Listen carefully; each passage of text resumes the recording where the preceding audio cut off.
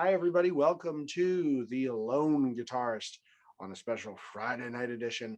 I did a really cool episode a couple nights ago that you guys will not see for a while because it's going to require a lot of editing. It's fun, and I'll tell you, it was a game show related episode.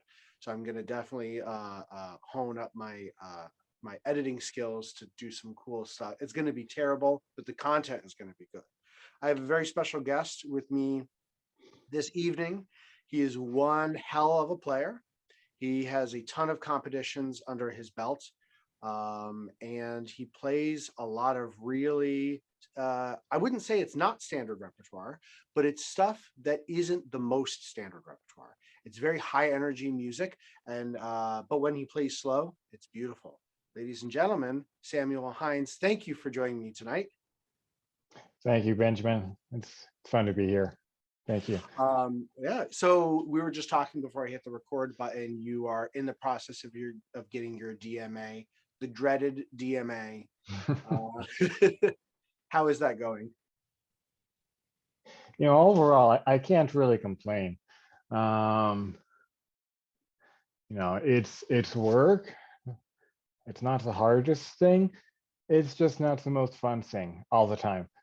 There's a lot of things I really enjoy about that, but it's it's kind of an ironic thing when someone who considers himself more of a performer is in school for what seems like an eternity. Right. So, you keep on being in school. It's like, well, coursework is okay, but there's a lot of times I get tired of it. So, I'm trying to find a good balance of being able to do well with my responsibilities there. But usually, almost all the time, I try to have, as far as, my professional responsibilities, have guitar be number one still. And when you get to that level of education, it's a bit of a struggle because if if the DMA program that you're in is similar to the ones I've heard about, um, you're not really going 100% into the guitar as much as you would like to be. There's a lot of reading, and there's a lot of analysis, and there's a lot of I don't know if you have a dissertation or some sort of something that you have to present and then have argued or investigated, but that's not inherently natural to people like you and me because we just want to pick up the guitar and take that time on the Mhm. guitar instead. Yeah. So I think, I don't know, maybe that's part of why guitar doesn't have a huge legacy of really good scholarship in terms of, like, the, I mean, there are some people who have been fantastic at promoting and compiling and put together guitar history and guitar pedagogy, but it doesn't have the same thoroughness as a lot of other instruments as well. So yeah, finding that balance is hard. Um, the biggest thing for me is really just making sure I put in the time for practice so that I can at least have a minimal of upkeep that's going to keep my ability from deteriorating. And sometimes it seems like I have to work a lot harder than I feel like I should, even though I feel like I should be able to work smartly by now. But it still takes a level, um, a bit of time anyway. One So, of the things that I've noticed whenever there's a schedule change is that and I'm just sort of putting this on you. I don't know if this is true, but I'm imagining that when you're in such a difficult program, you really have to juggle your schedule. And for me, what I notice is that sometimes the time that I have available is not my preferred time. Like if I have a block of time in the middle of the day and I know, wow, I could probably practice for like an hour and a half right now, right? That's a good opportunity to take it up on. But my brain might not be firing in the same creative way at 11 a.m. as it would be, at maybe 10 p.m. But then at 10 p.m. I mhm. might be exhausted. So I hear what you're saying about saying, oh, why isn't this getting better? Or whatnot, because sometimes things just aren't lining up the right way. I definitely want to talk about your experience in school, but what I do with everybody on the show is I rewind the clock. I want to talk about your experiences with music and how you got to where you are. So, Mhm. but right before we do that, even quicker, you have a whole bunch of competitions under your belt, and you're a killer player. So before we go back, I'm going to ask you, what are you doing now in the quarantine life? It's starting to get a little bit better, but what are you doing? How are you keeping sane, safe, and musical? Or, initially, during the first, I don't know, half year of this quarantine time, I had spent a lot of time preparing for a recording project that I had gotten a grant for, and I was going to record like an hour and a half of my current repertoire, especially so that I could use that repertoire, set it aside, and then have another new program kind of under my fingers. But it's really hard to kind of juggle both at the same time, improve new repertoire and keep that old repertoire really polished. So during the first half, I was really preparing for that. Unfortunately, that kept being pushed back and pushed back and pushed back. Um, so now I'm finally going to um, be able to do the recording in this summer. So that's what I'm focusing on now. Um, a lot. Yeah. I didn't mean to cut you off. What kind of stuff are you recording? Okay. So a lot of it is kind of pieces that I've held on to for maybe not too long, but kind of near and dear to my heart. So um, it's not quite like a CD project where it has a whole idea that ties everything together. Rather, a lot of these are just my favorite pieces that I play well. So it's like Bach Prelude and Chaconne and some Tedesco, some Yeah. Ravel, couple arrangements. Yeah. So.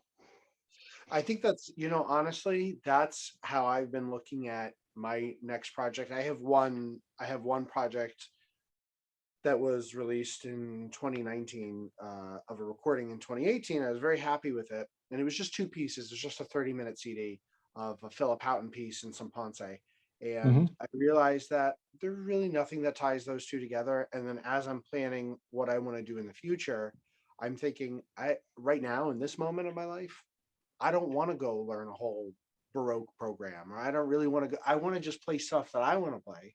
And if people want to listen to it, then great. But let's go back. So you've done a lot with guitar, but how did guitar enter your life? Are you are you from Minnesota originally? Where are you from? Okay, I grew up in Long Beach, California. So I grew up there through my undergrad. And there was a classical guitar in the house. And I learned a few chords from like a school co-op meeting during my junior high. So just a few chords for strumming some different songs. I didn't really I wasn't serious at all. I had kind of stopped for a couple of the summers. And then I don't know, it was really arbitrary. I didn't have a super specific reason, but I decided to pick it up again. And my dad had the Frederick Node solo guitar playing book 1 and 2 lying around. Okay. And being homeschooled, I was able to kind of manage my time a bit more easily. And it became a really good outlet for me to be able to spend time. So I would often, spend a couple hours a day teaching myself through that book for about 3 years. And then my senior year, I met um, Michael Nigro, who ended up being my professor, but he started teaching me during my senior year of high school. And so he started giving me a lot more tools to be able to hear what was going on in my playing that I had kind of no idea before. Like I remember, I don't know if he remembers this, but I remember one lesson in particular. And he was trying to teach me about having a good tone. And I was like, is this a good tone? Is this a good tone? And it's like I was having all these different sounds, and obviously a good part of them weren't good tones. So Can we yeah, talk but about he, you? Oh, yeah. well, I was just going to say you mentioned that you were homeschooled. I was homeschooled too for a little bit. Can we talk about that? Hmm.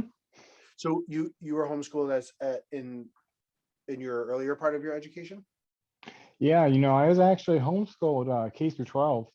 Um, so my mom put in a lot of time doing that, along with my dad. He would help out with different subjects, and then we were also connected to like a school co-op, so we would Sure. meet with other families who were being homeschooled as well. And Is that a I mean, I've never been out to California, but is Long Beach a place where that sort of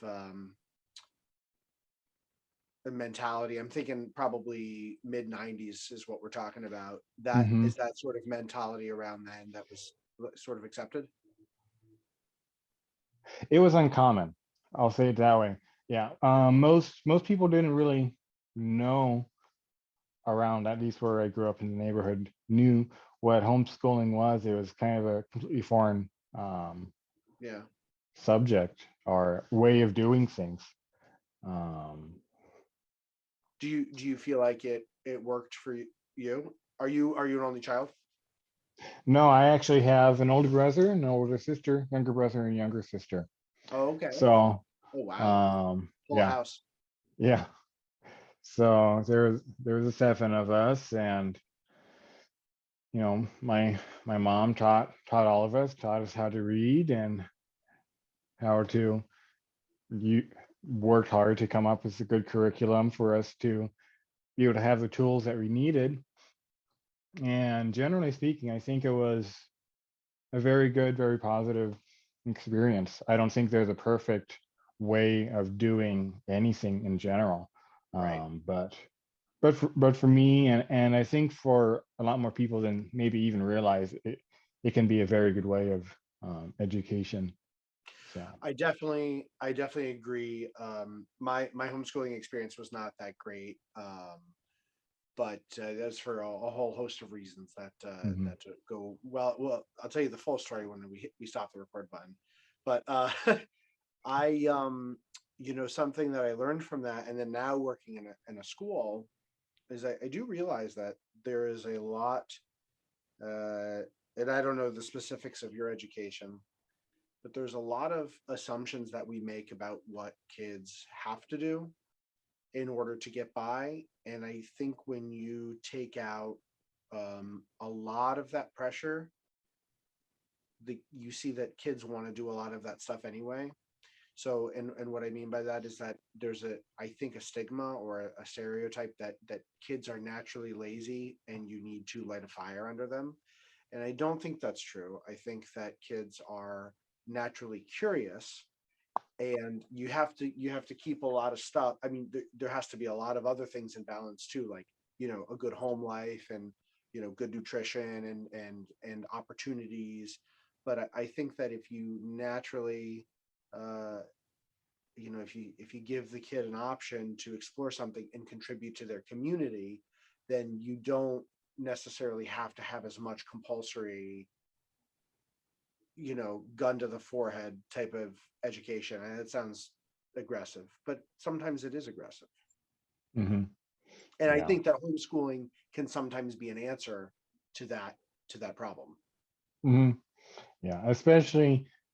Well, especially hopefully, the parents should know their children better than than anyone else. So, um, you know, Yeah. and you kind of touched on, they need a good home situation to be able to do that as well. Because if parents aren't equipped to be able to do that, then obviously the kids need to have a different scenario for Right. that. Yeah. So you're playing guitar. You go through the notebook, which is you go through that book by yourself, I'm guessing, for the most Hmm. part, and that's a daunting task. Were you playing with fingernails? Yes. I don't remember when I started growing my fingernails. I know I did somewhat early on, probably because I was just reading the pages and going through it. One of the things I kind of remember is that Noah had said this book takes about 2 years to go through or something like that. Um, and that's pretty par for the course. I think I probably got through it in close to 2 years or something like that. And So when you were 17, 18, you said you met your first guitar instructor. yeah, yeah.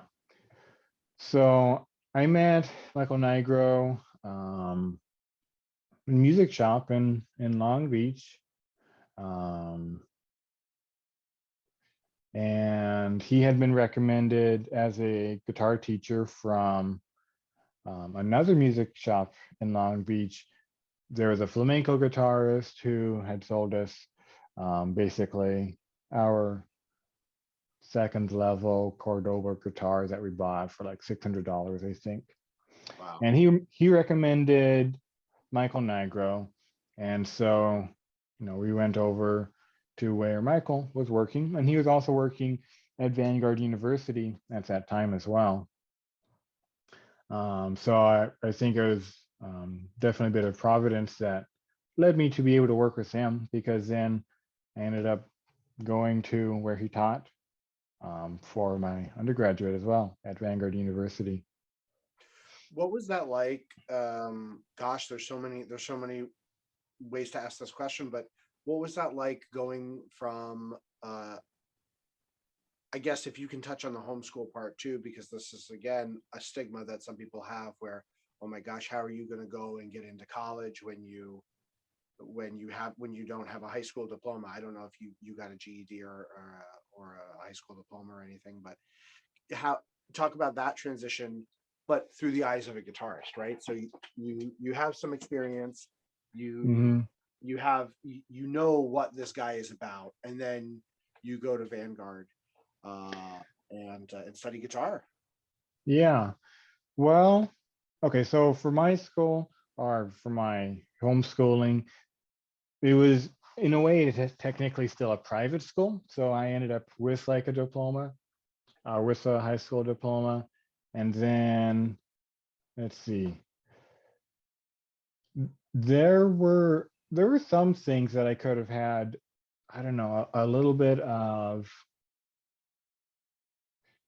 clarified instruction, so to speak, like on how to go from school to college.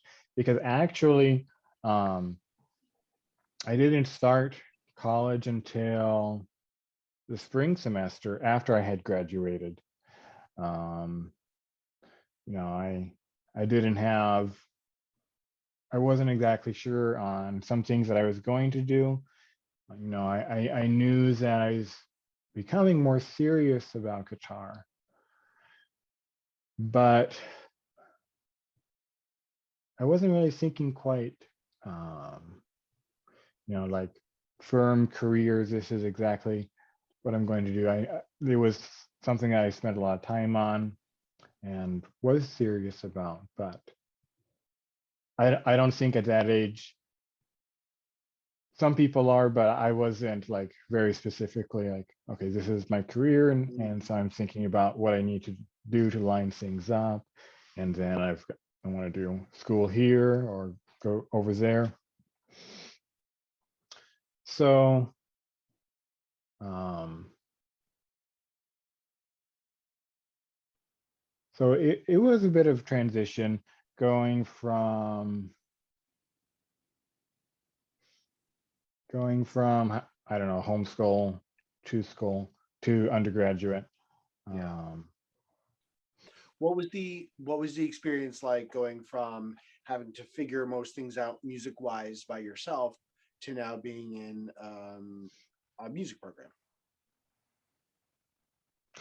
oh man, so there were two different things. One, I loved learning about music theory. Um, I loved like being able to figure out these different things that I knew bits and pieces about, Mm. playing guitar and reading pieces in different keys, and then finally being told, okay, this is, you see the music, but this is how things work. Right. And that how is really a huge part of education about how things work in general. And it's not just guitar, it can be any type of topic. But that how kind of builds those foundational blocks for being able to move forward. Other ways, Michael was great. I'm sure in some ways I don't know, I was I, I don't know if headstrong's a good word. Oblivious might be a good word. Because I wasn't always aware, I don't know, of how I should present myself or something like that. So I don't know, there were probably some specific manners that I needed to, manners isn't probably the right word, but some social cues that I needed to figure out. And that's also translated into being able to, I don't know, submit to instruction so that you can assimilate the advice, because you need to be able to listen to be able to get something from it. Sure. A lot of that is, I mean, a lot of that is just being that age and probably being a guitarist. I mean, if there's any instrument that claims that they already know how to do it, it's probably the people that pluck six strings. So you go from your undergrad at Vanguard to the University of Wisconsin and study with Mr. René Izquierdo. Is that correct? Yes. Yeah. Now he's a monster, and I just heard a quote from him, and oh gosh, what was it? Somebody was saying they just saw an online performance. And then after the online performance, he was hanging out and talking with some people and saying something like, I don't even have to teach right now because I'm getting so many concerts. And I mean that I mean that in such a lovely way. Like this, he's killing it. But before we get to him, what was it like? Tell me about the end of your undergrad. Do you remember what your program was? Let's see. I think I had something like Grand Overture by Giuliani. For some reason, I decided to try to play Caprice 24 by Paganini. Of course you did. That's the headstrong guitarist. Capriccio Diabolico. Oh boy. I just made a comment on Facebook about, someone was talking about tuning, and it was like, well, tuning on the fly in the middle of a piece. And so their comment made me remember this specific experience about Capriccio Diabolico, even though I didn't talk about this specific experience. Mm. And I kept doing adjustments on the fly, but I was going in the wrong direction. So I probably ended up a half step low at the end of the piece.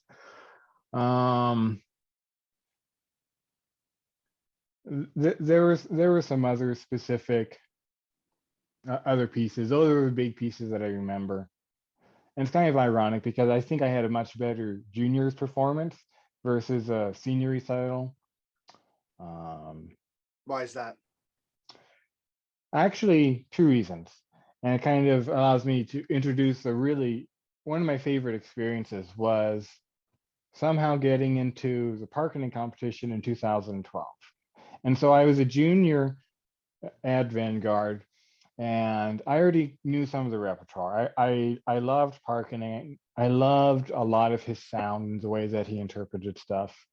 It was kind of like Segovia, but if you listened especially to his non-Segovia pieces, you really got to hear more of his own voice.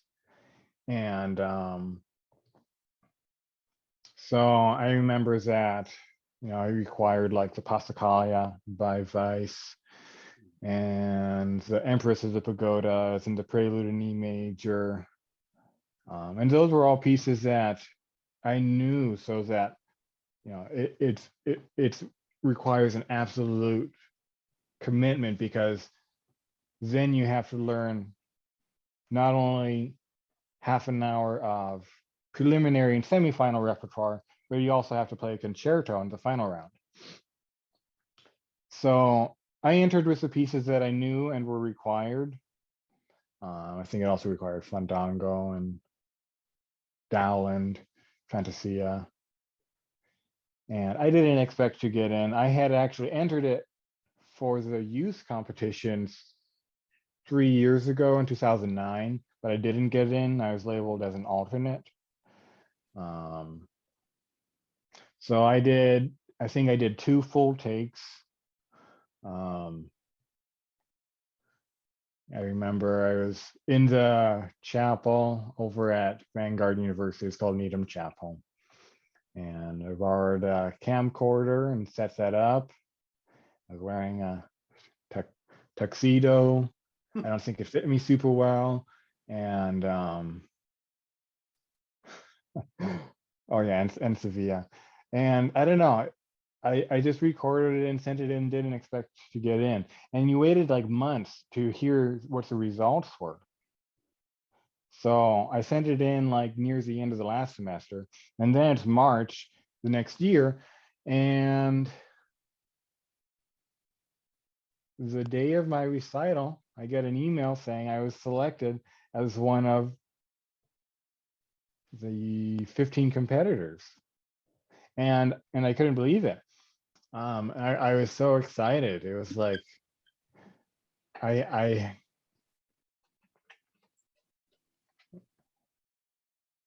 because at that point I know for sure that I had been playing classical guitar for a shorter amount of time than any of the other adult competitors. I had been playing classical guitar for 7 years, and 3 of those were self-study. Right. Everyone else had been playing for probably about twice as long as I had. Now, once I got there, I was in a quad with Rafael Aguirre and Florian LaRousse and Preet Siku, who are all the finalists that year. Right. And I heard them play, and I was like, this is the level of guitar that I want to be at. These are the type of players. And I was just blown away. It was a very difficult experience performing, because I've done it 3 times, and every single time, it's similar to GFA level of pressure. And this pressure feels tangible. It's almost like I could like step away from myself and look at myself and like, wait, I can't believe I'm feeling all of this. Right. And it's not all really necessary, but that's what it was at that point. But I saw these guys play. That's a big set of feelings, and that's actually some pretty heavy repertoire for someone who's still finishing an undergrad degree. Yeah. I mean, And Sevilla, it's not the hardest piece in the world, but musically, that's a pretty challenging work. There's a lot to juggle there. So was that the year that you won it? Because I know that you did win that competition. okay, so I haven't won it, but I've been able to get in these 3 times. And well, hold on, that's not right, because I wrote it down. You definitely won it. Nope, I did. No, you did not. My bad. My mistake. All I wrote was Parkening. Yeah. Well, it's a good enough experience where I just include it in my bio anyway. Yeah. I mean, I suppose in some ways it's kind of like I don't need to include this. Maybe it's kind of strange to include it in a bio where you haven't won it in a sort of way. But just explaining that story and explaining the stuff that you had to go through to be in the running that Hmm. close to the finish line? Because that was the finals, yeah. Okay, so so here's how the Parkening does their stuff. You send in the video, you wait several months, and then they let you know if you've made like the final 15 cut. And from that, I had, I've played in what they call at that point the preliminary round 3 times, but I hadn't made it to the next round from that point. Um, you know, so I don't know. It's I don't know how to explain something. Well, it sounds like you learned a lot from that experience. Let's talk about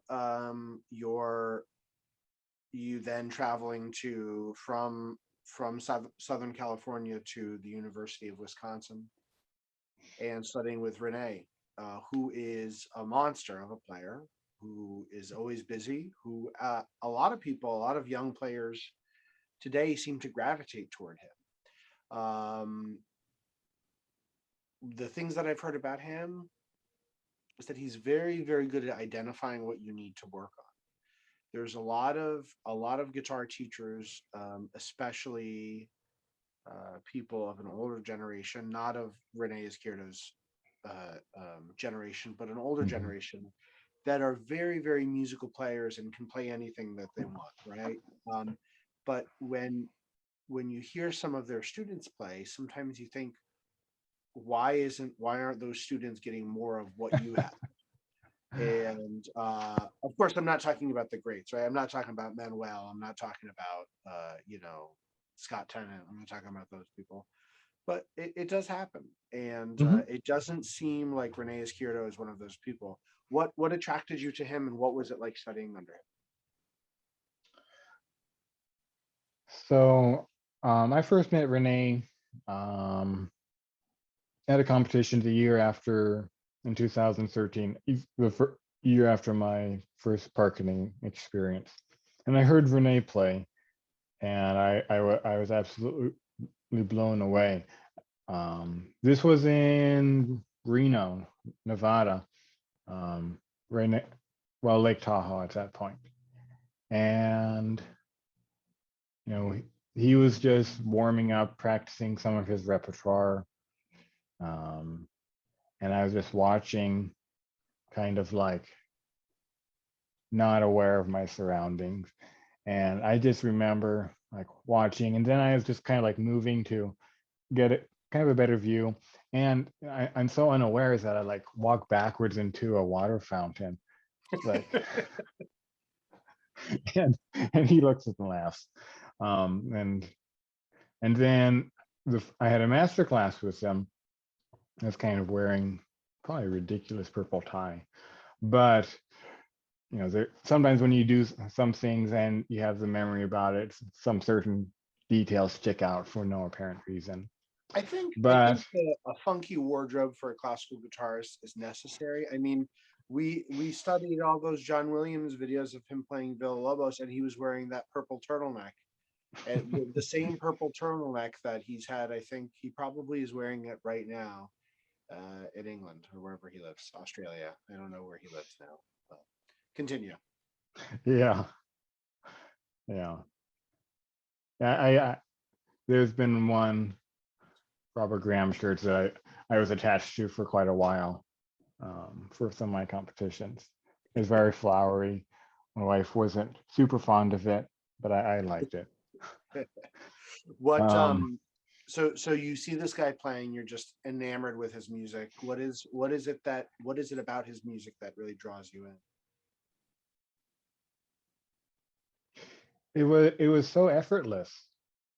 And then it was not only that, because I had heard some other great players before.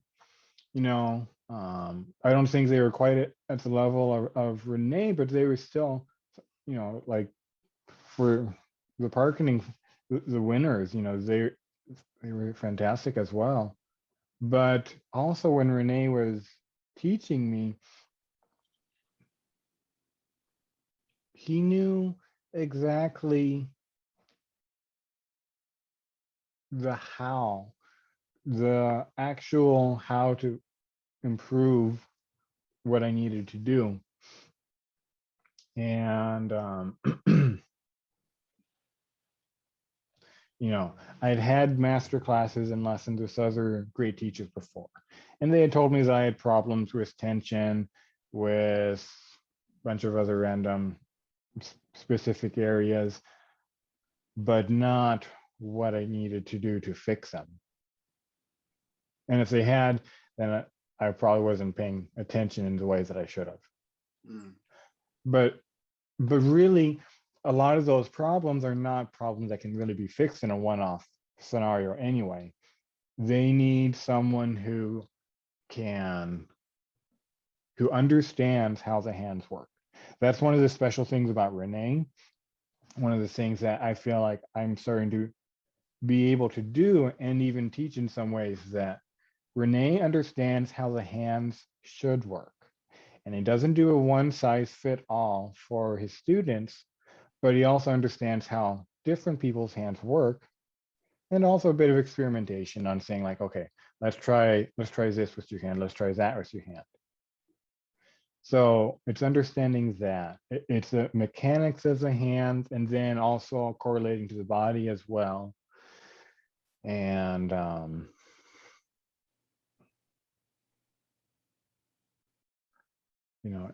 an understanding of, another one is especially great things about René is his ability to find fingerings, and finding good fingerings in music for guitar is very difficult.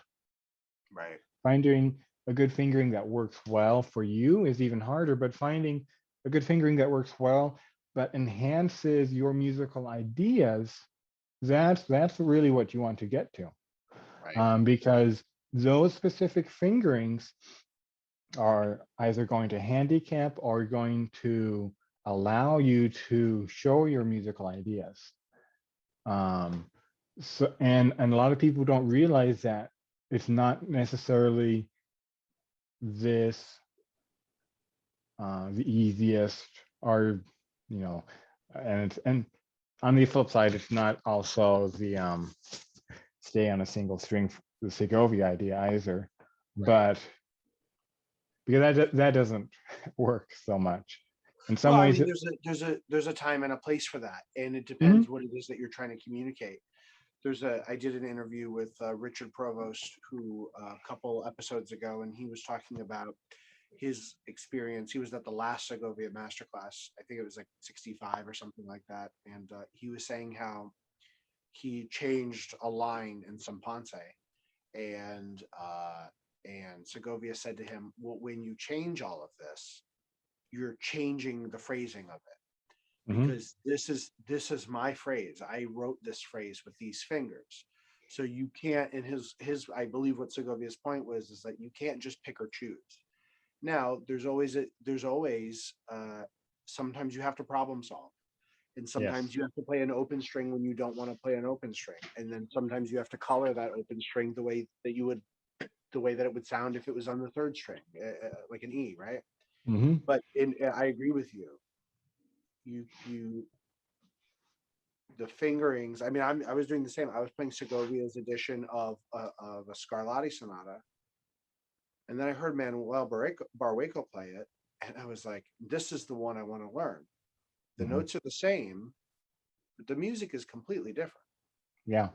The music is completely different, and Barrueco puts in a couple notes that I don't want to play. I'm going to play them because I can't just start getting rid of notes and getting rid of fingers that aren't convenient to me.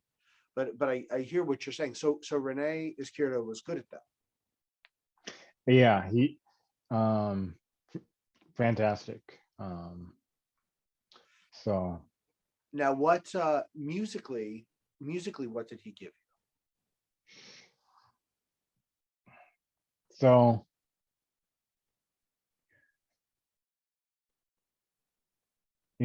there are some general common sense applications,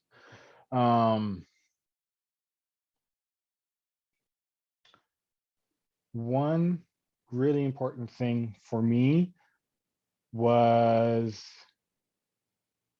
an idea of how pulse works in music, how we have to respect respect the context that a phrase is in the idea of the large piece, and how that needs to be applied. You know, for instance,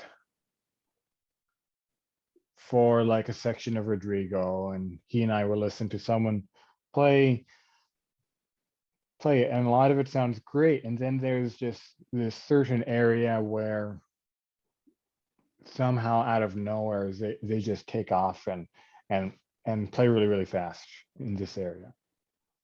And that's not to say that, you know, people aren't allowed to have those liberties, but you have to have good reasons why you're doing what you're doing and understand the musical context, because you can't just take a phrase and then decide what you want to do with it without understanding what's happened before and what's coming next. Right. So I was yelled at a few times in my master's about trying to impose my will on the piece. And one of the things that I heard Oscar Gilia say in a master class, he was teaching, I think it was the Mertz Elegy, and he said, he was talking about something in the piece, and he was saying to the performer, "You don't get to make that choice. That choice was already made for you when he wrote the piece." And so I agree, and it's very refreshing to hear someone talk about and be thoughtful about the idea that, you know, just because you can do X, Y, and Z doesn't really mean that it's an appropriate time to do so. mhm. So you're there, and you get this refinement and this inspiration, and then you travel from Wisconsin to no, because you were at Wisconsin, you were at University of Wisconsin in Milwaukee, right? Yeah. So okay, so now then you travel to where you are now, which is the University of Minnesota. hmm You are stranded in Minnesota. You're miles and miles away from the roaring surf laden beaches of Cal. Do you surf? I have never surfed. I am ashamedly a very poor swimmer at best, and that's something I hope to be able to change. You're from California. You got the long blonde hair, and you don't surf. Yes, it's a it's a it's an irony at best. Swimming and surfing is probably one of the few sports that we can get away with without breaking our nails, huh? If you think about Probably. it. So what pursued you? What motivated you to go get a terminal degree in and pursue the is it a doctorate in fine arts, or is it a So this PhD? is a doctorate of musical arts, so it's a Okay, DMA. sure. So at the time, um, my wife had finished her library science degree as well, and we were looking for where she could potentially get a full-time position um, near universities that I knew that I would be able to get a TA at, because I wasn't going to do the DMA if it wasn't paid for, and I didn't have a TA that paid as well. Right. So we were looking around, and we there were several places that we could have gone, but I think God opened the door to this small town of Mora, Minnesota first, and it's like, okay, well, we're gonna go there. And I live about 70 miles north of the cities, so on the days that I go to school, um, it's about an hour and 20 minutes one way. um, So it's a bit of a drive, but I'm still pretty sure that God brought us here, at least for this time. And yeah, so that was the biggest part of, we wanted to go somewhere where my wife would be able to have a full-time position, and then I would be able to do that as well. What and who are you studying with in Minnesota?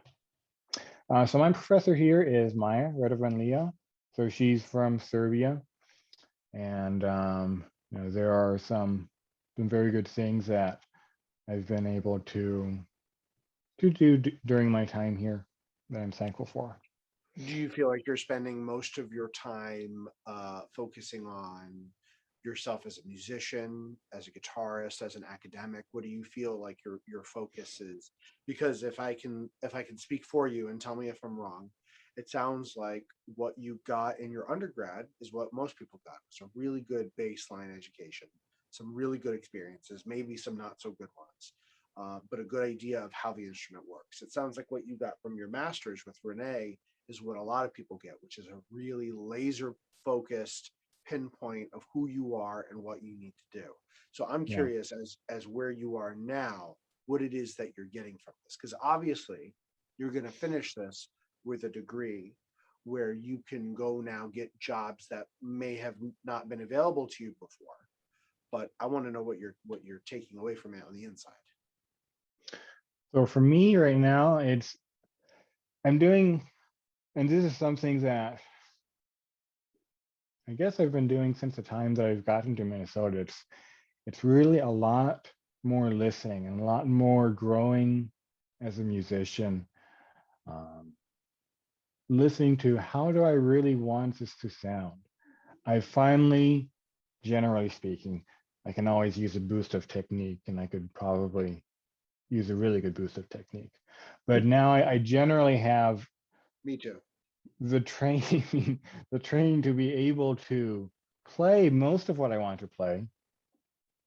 You know, some stuff is still going to take hundreds of hours of work, but eventually I'm going to be able to do it.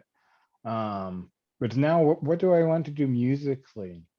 And so, what music speaks to me? And then how can I make this music artistically satisfying, or just, you know, there is I think, especially as students, there's a long time of, you learn a lot of pieces that you should, or you learn a lot of pieces that you have to for competitions even, which I've done.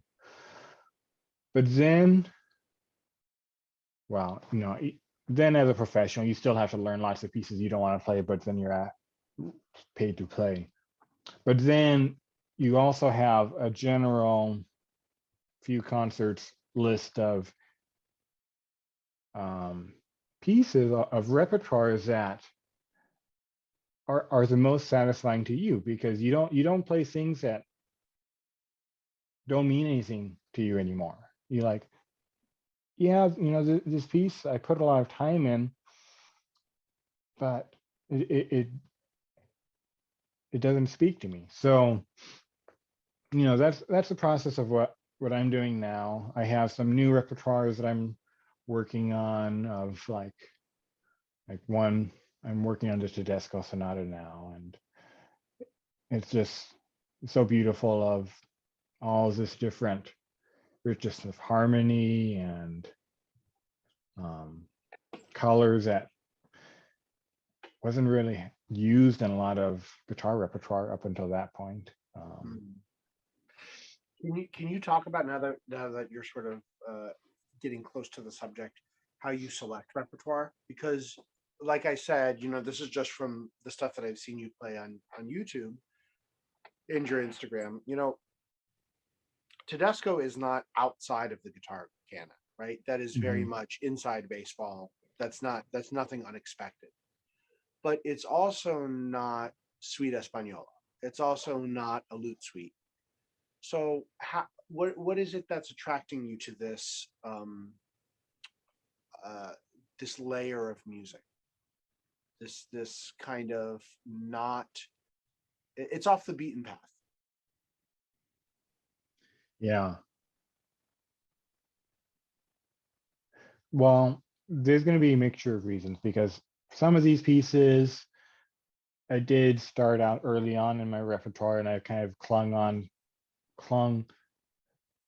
onto them, holding onto them, like the Prelude in E major. I remember listening to John Williams play it. You're talking about There. the opening to the fourth lute suite. Hmm. Okay. Okay. Yeah. And That's incredible. um, so there are some pieces that are kind of stuck in me because they've spoken to me since the times that I've heard them. But the reason that I've held on to these pieces is also, and this is for new pieces as well, it's kind of like the reason why I continue to play classical guitar. For me, why do I play classical guitar? It's in classical music, it's the level of detail and nuance and beauty that isn't offered in very many places. And it's about subtlety. It's about how many details can you bring out, because the piece, in the way that it's written, it offers you that. Like for Bach, there's a reason why there are like 5 to 10 different good ways of interpreting a phrase, is because there's 5 to 10 different things happening there. Right. And it's like, okay, so what do I want to bring out? Yeah. And so it's something that, I don't know, it's like, how do you describe how beauty captures you, and the why for some of that? But then some of these pieces are kind of self-evident, you know so. There's I really appreciate that you are talking about the love for even the recognition of those details. So much of, I think,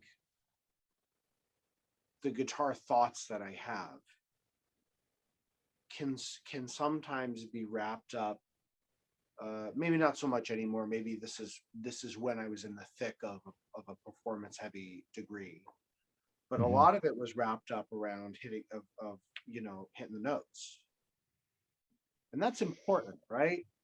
um but what you're talking about is perhaps a lens through which people like you and I see the world, which is when I'm working on a piece and I'm able to, like, just to take these Scarlatti sonatas right here, Mhm. to have that freedom to say, I'm not going to leave this measure or this chord or this little bit of counterpoint until I understand every single thing about it and make a decision about how I'm going to do it. There is something that feels like indulgent to that, right? I think you would agree. There's something that feels deeply gratifying and deeply human about that. And maybe that's crazy to people that don't do that. But that's definitely what I was getting from what you're saying. Would you agree with that? Yes, because there, what we are doing is art, um, and some of the greatest art, whatever medium it's in, whether it's visual or sculpture or architecture or landscape from the creator or from the music that we're playing, you know, it's kind of a pinnacle of different, it's a pinnacle of creation. For me, um, I feel so blessed to be able to do this, because I think, on a very personal level, it's I find satisfaction and gratification and purpose in actually working as hard as I can to play these pieces as well as I can. And God's allowed me to do that. And he's allowed me to do that and in some way, hopefully, point back to what he's done in my life. Because, music is really important. It's a huge part of my life. But also God's given me purpose beyond music as well. And Right. so in a way, music is kind of the reflection of the purpose that I have in life from God. So, it's a little hard to describe in some ways, but I think what you're saying is that this is the closest, doing the work that you do is the closest representation to who you can live your life as, if that makes any sense. Like, and I always feel like this too. I am a certain person on the inside, and that, I can dress a certain way, I can talk a certain way, I can cut my hair a certain way, I can, lose this weight or gain this weight or do whatever, but it's always being colored a certain way, if that makes sense. Like, if I, like, the person who I am truly on the inside, mhm. the time that comes out the most, the closest to 100% reflection is through this thing, you know the but then, but even that, can get complicated, right? Because, like, if you're playing a piece you don't like, or you're playing on a day where it doesn't, it's just not clicking, right? Or you just, some days you don't feel like playing guitar, but you got to do it anyway. So sometimes that has a difficulty of expressing. I really appreciate how comfortable you are getting this deep, because this is, to me, this is the purpose of why we do this. Sure, it's fun to go play concerts, and it's great to, when you get the dream gig that pays you exactly what you ask for, Mhm. and gives you soda and cookies beforehand. But uh this is, to me, this is why I want to share what I do with the people that are around me. um if we could briefly just talk about competitions, I mean, what you've done, you've participated in a lot. Now, the number you on Instagram, you say 35. Is that 35 that you've won or placed in? 35 that I've won prizes in. I think I have around 13 first prizes or something like that. Wonderful. Um, a decent number of second prizes and then a few third prizes. In some ways, I've had, for some competitions, a penchant for getting second.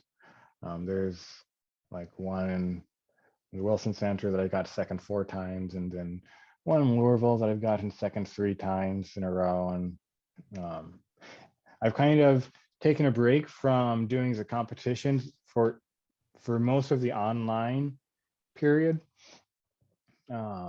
Almost philosophically, I kind of disagree with myself doing them. Yeah. It's just like, look, I'm aware of this certain level of abilities that I have on the guitar. I'm also aware that by no frame, nowhere close am I near the best guitarist. And if I started competing in all of these online competitions, they just got so hard. I did 2 online competitions right when things started. One was one that was going to be in person, so it was for a select number of people, and I won that one when I went online. And then another one was the ex-aequo competition, and they had like 150 people entering this competition, and that started to become like the normal entry amount. And fantastic players from all over the world. It was like GFA level every single time. And so it brought up the competition level, which I didn't want to subject myself to potentially not having a return on the investment of my time. Because the past few years, I've switched from competitions or something that I do to get to know people, and it's a good time and it's a good learning experience. There's a point where competitions aren't a learning experience anymore. I now it's I do a competition in some ways to make money, and it's a performance enhancer of growth, of being able to do it that way. So it's a very pragmatic, attempting to be a lot less emotionally attached to it. So it was kind of like business decision on why I would choose in the past few years. And in the past few years, I've been able to have pretty consistent success. And part of that was because I found that, I've competed in at least 60 competitions. I don't know the entire number of competitions, but I've competed in at least 60. And so I figured some things out on how to at least be consistent in my playing and have a generally good presentation almost every time. And so that was a really big bonus for me. Okay, well. Don't spill all the secrets. Just, I'm just curious. Okay, What would you say consistency? I knew the type of reaction that I was going to have. And I'll be very honest, it's not a fun reaction where, there is for me, the entire time that I'm doing a competition, from arriving to the location until after the results are announced, I basically have a level of weight and pressure on my shoulders and on my mind the entire time. And part of that is expectation, which doesn't really help, but it's just is there regardless. Even, that a lot of times the results are out of your control, but you still have some specific expectations because of the work that you've put into it. So some of the things I figured out is I am going to feel like this. I'm going to feel like crap, basically. It can be really, really, really hard for me to eat, where I literally have to force myself to eat. I even remember a few years before I started being able to figure things out. At Boston, I actually threw up like 5 minutes before I was going to play. And so you're saying that you over time learned to accept and anticipate those feelings. And because I would agree with you, a lot of performance anxiety, a lot of it is like you try to muscle it to make it go away, and it's not going away, and that ramps it up. Mm-hmm. But accepting it is can be very helpful. Yeah. So it is accepting it. It is accepting that your hands are not going to feel the way that you want them to. So you have to have a level of security on the pieces that you play, so that even when you play your worst, and even when your hands feel like you're shaking the entire time, you're still going to have a convincing performance. Right. And so I was able to figure out that. So it's kind of a level of years of commitment to a certain program of competition pieces that work for you and your hands, pieces that you are attached to, not pieces that you think people will like, not pieces that you think show off a crazy level of ability. You don't want to actually play pieces that are pushing your technical ability. That can be for like a comfortable concert. You want to play pieces that, if you need to, you can play a few clicks slower, or if you need to, you can breathe and reshape a phrase so that it's actually still convincing. Now, Right. some pieces aren't inherently allowance of that. For instance, the Bach Prelude in E major, it, I've played it in dozens of competitions, but it is really competition unfriendly piece because there are some things that it doesn't allow the hands to get away with. That whole piece is perpetual motion. The whole movement. Exactly. You're going forward for 4 minutes. And that's opposed to like a piece like El Sueño de la Razón Produce Monstruos, the Capriccio Tedesco number 18. This piece is sections of phrases where you can control how you present it so that at least if it's not how you hear it in your head, how you want it to come out, at least it's still going to be good. I've always thought that the Grand Overture is a piece that you hear a lot in competitions, and I've always thought that that's a good reason why, because you can there's some things that you're going to hear the same way every time, but a lot of that stuff that's not very chop heavy, a lot of the slower parts like the Alberti bass part or the little recitative before the arpeggios. I mean, Mm-hmm. you can do all sorts of stuff with that. It doesn't. I now musically, what's going to get you first place? I'm not sure. I think it depends on a lot of stuff. Um, but I'd have to agree with you that the pieces that show a little more flexibility are a little more forgiving on the person in the hot seat. Yeah, definitely. So we kind of arrived to where we are now, where you are. What do you want to do? Assuming COVID sort of magically dissipates. Uh, you know, let's just say for fun, let's say within the next year things start going back to normal. What do you see for yourself as a guitarist, as an individual, as a musician? Well, I what I would like is that I would be able to perform regularly at a variety of places, um, that I can potentially teach to, you know, to, to either master classes, or I'm always trying to grow a studio as well. But so, I'm working at developing how I can create a concert career.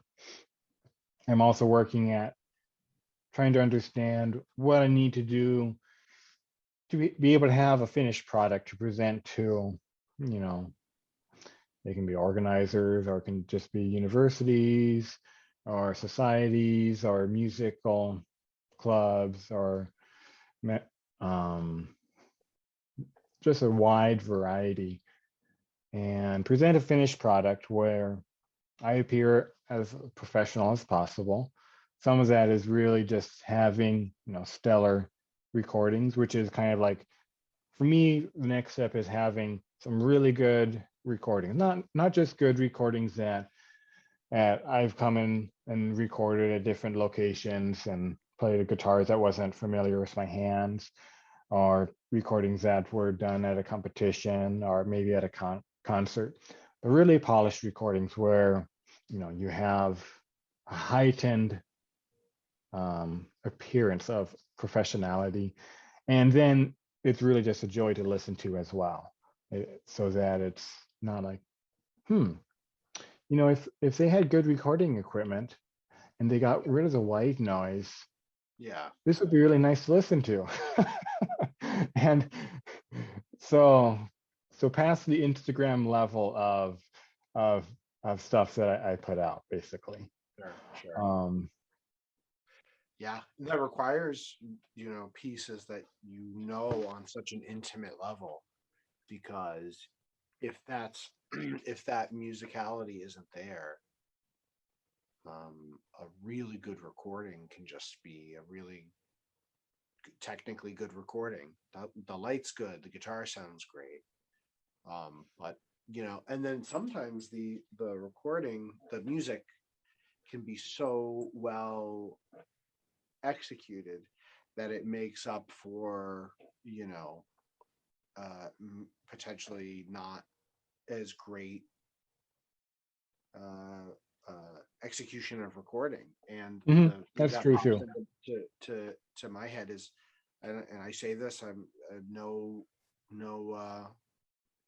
don't hide from this at all. I'm a huge Oscar Gilia fanboy, and the recordings of him, the videos of him as an older man, to me are phenomenal. And you have someone on a camcorder at the Boston Guitar Fest, and he plays the Poulenc Sarabande. And to me, I don't care that someone's bag hit the floor, or someone's coughing or whatever. Like, it's, to me, that's like pure art. But of course, you're talking about doing something that then you can go present to the world to Yeah, use as a piece of press, So exactly. Yeah. that's wonderful. Do you see yourself staying geographically in this location, or would you ideally like to be on one of the coasts, even though you don't swim? I'm just kidding. I'm just kidding. Well, honestly, it's unlikely that I'll move back to the coast. Mostly because unless I have a very good job offer, it's just so much more affordable to live in the Midwest, where it's like I can create something where potentially I'm beyond just surviving, especially, you know, Right. if there's going to be, future family potential or stuff like that. You can't, and if it's like I'm just barely surviving, what's going to happen, you know, you know, good people who take care of their family will often need to make then specific sacrifices Right. that then the career of the performer is potentially no longer an option. So, you know, um, I'm That's a kind of on, that's a, yeah. something that people have been trying to figure out for generations, because you seem like a good person. You don't want to have a family and then do the wrong thing by them, but you Mhm. also don't want to live your life really depriving yourself of something that makes you human, or Mhm. at least makes you feel human. um but so I totally get that. Let's move to the lone guitarist questionnaire. Are you familiar with this questionnaire? No, and maybe that's better. So I'm going to ask you 5 questions. They are a little tongue in cheek, some of them are, and you can choose how you'd like to answer them. You can give me one word answers, you can tell me a story, you can do whatever you want. Okay.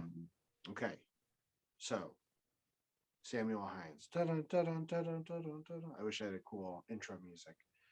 Maybe I'll get a composer friend to write something. What is the best gig you've ever played? For me, it was playing a concert at a small venue in the library, and then just having a number of people just especially moved by the music, um, actually crying, and being able to do that affect people in such a positive way. Hmm, Um, that's wonderful. so it's kind of like I got a similar type of question recently.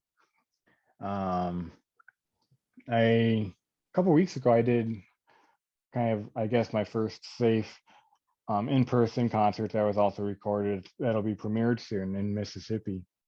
And so I got a question of like, what's your career highlight? It's like, well,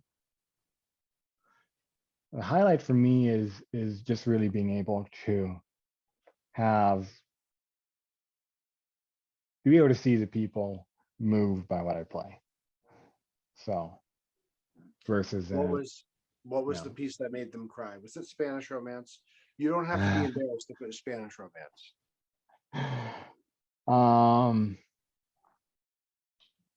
One of them is an arrangement of Finlandia that I've done. I think another is a piece that was dedicated to me by a friend of mine from Venezuela called Canción para ti, Song for You. So that's written by Aurelio Carreño. So he's a rising composer. He lives in Florida now. So it's not That's often. really special. That's a very special memory to have. Yeah, and it's not always the big, huge pieces that you've poured in the hundreds of hours, and sometimes it's just the simply beautiful pieces that touch people. I've always I had a very similar reaction. No tears, but maybe actually.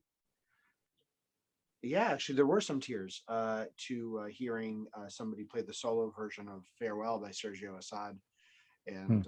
And that's just an incredible piece. Lovely.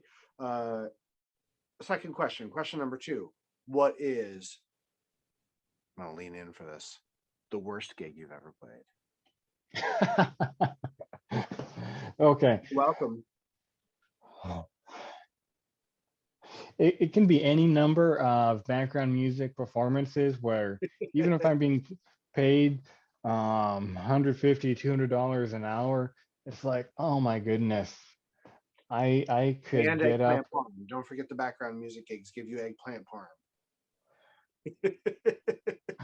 $200 in a dinner. Yeah, or like a steak tartare or something like that. Um, but I will play for background music because I'll still take people's money. And I start to sound cynical, but um, the things that I do that I spent so much time in, unfortunate, and maybe this is a bit of ego, but I think it's just me being honest with myself, is that I don't like any background music gig, even though that I'll do them. Okay. Because no one's paying attention to the work that I've put in, and it makes it seem worthless in so many ways. So It makes you seem, and I feel the same way. It makes you seem like a couple notches above a Spotify playlist. It really does. yeah, It makes you seem like a boombox. there was one time though, I was playing. It was like an opening of this important building at UW Milwaukee, and they had spent millions of dollars on it. And so, as they do, they often reach out to students because students will play for a whole lot cheaper. And, so I was playing and people were walking around, they were having guided tours and they had all of this really nice food and stuff like that.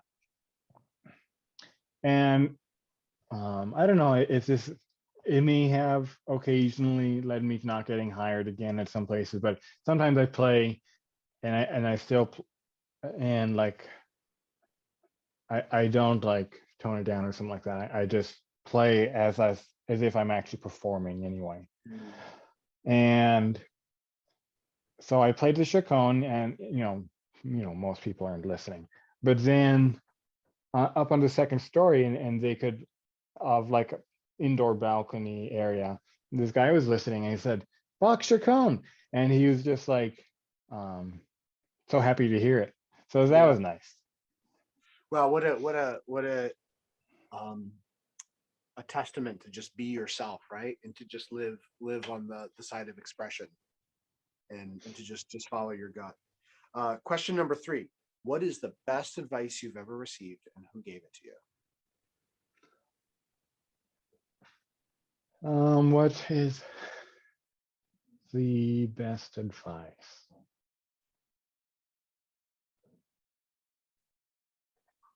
Probably,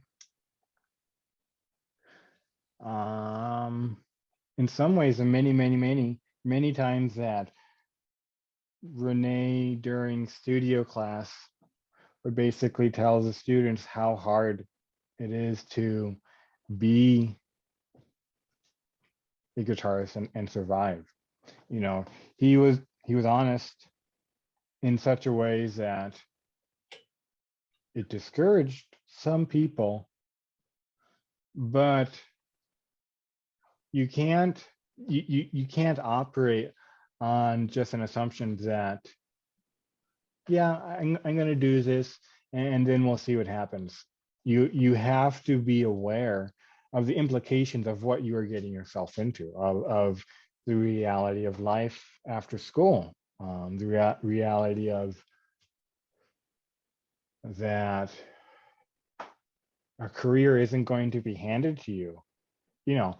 And I had expressed frustration to Renee about, like, you know, I had finished masters and I was like, the career is still really hard. Meaning I was just like, I knew it was going to be hard, but I didn't want it to be this hard. So, Right. but you know, the reality and the truth, I think, is always the most important operational way of doing things.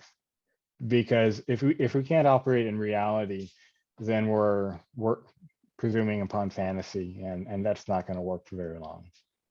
I like that. I like that. Question number 4. What never fails to inspire you?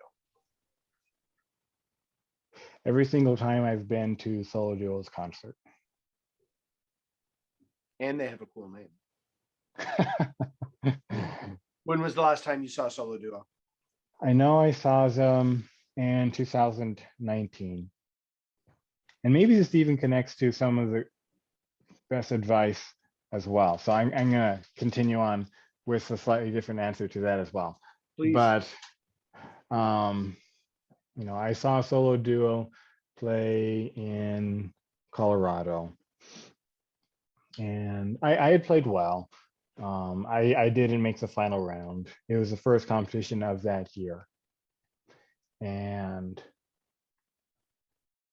Renee just encouraged me, said, you basically, you need to keep working hard, because a lot of times when you feel you're close, that's when a lot of people give up and don't try as hard. Hmm. If you basically, if you stop putting in that time, that opportunity that you worked so hard to create for yourself is going to go away. Yeah. So, and Renee gives encouragement. I don't want to say sparingly, because that makes it seem like he's like a taskmaster, but he's not. He's just realistic, but he gives encouragement in a specific way that you need to hear it. Right. And for me at that point, it was very encouraging. Question number 5. At this point in your life, what is your favorite non-guitar, non-music activity to engage in? Video games, beer, anything. Hiking. It probably is, you know, hiking, seeing nature, being able to explore, explore creation, and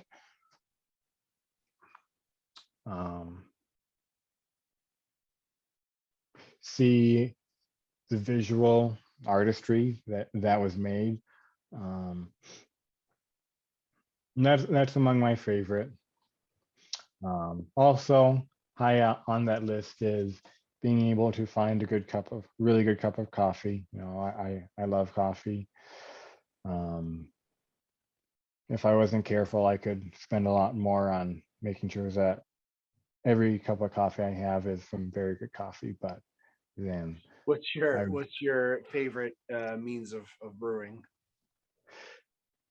so I've also kept it minimal so that I don't because okay, here's the thing, if I start investing more in this, then it's like I have even more reason to make sure that I have like the best beans available as well, and I have a burr type of course, grinder, et of course. cetera, et cetera. So it's like uh, it's a hill that I'm probably pretty soon going to start rolling down.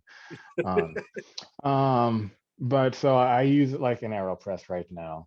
Um, and I recently found this really good Guatemala coffee. But it's like $18 for 10 ounces. And it's like, yeah, Wow. I can't afford this weekly. There's a good place out here. I'll send you I'll send you a bag.